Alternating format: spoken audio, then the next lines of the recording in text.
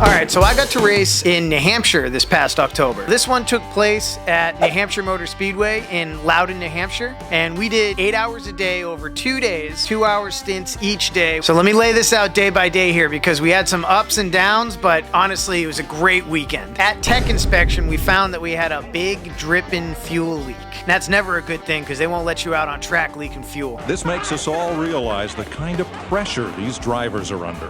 So what this ended up being was a crusty fuel filler neck. We had to disassemble the neck, clean up the connection, wipe it down, and then we decided to fuse it back together with a bunch of globbed on RTV. After letting this cure, there was no more leaks. Yeah, before we even got out on track, we had something to fix, but that's lemons. All right, day one. Once we got out on track, things were going smooth. I could feel something funny. I knew the front end was bouncing around, but I figured it was a strut that was compressing and not releasing. Popped the hood to check it out, and what we found was the front left strut was completely missing its top nut and bushing. Yeah, we lost a strut nut, strut nut, strut nut. That's just fun to say. After a little bit of Googling on the phones, made a quick run to AutoZone in a local hardware store. We were able to get the parts that we needed. We got the strut put back together that night. Tim said it was better than before, so like a Boy Scout, leave it better than we found it.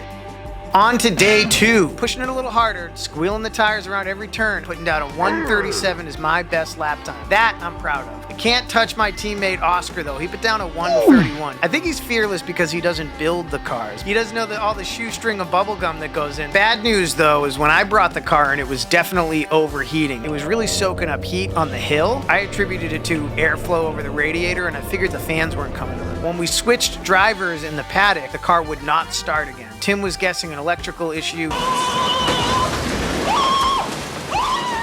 So we pulled the battery out of Oscar's car, threw it in the race car, still no start. So I started going, and I guessed engine ground after my recent diesel Escort adventures. We went hunting and we found a cleanly broke engine ground right by the starter. So we threw together a new cable, slapped it on, turned the key, thing started right up, fans came on, it was amazing. Man, I was feeling cool after diagnosing that one. End of day two, we squeaked into 39th overall. It was amazing to see our number up on the board. Man, that felt good. We had one other goal to hit and we managed to pull it off, down to the checkered flag, pulled off 400 total laps. Oh, yes, yes. And there's nothing better than coming together as a team for repairs and consistent racing. So honestly, you gotta try this stuff. It's too cool. There's nothing better than getting together to slam something that you built around a track with other sketchy cars. All right, that's it. Had a blast. Can't wait to next time. Wish me luck putting my next car together. And hopefully I'll see you Lemons folks on the track at Thompson next August. Thanks for checking in. See ya.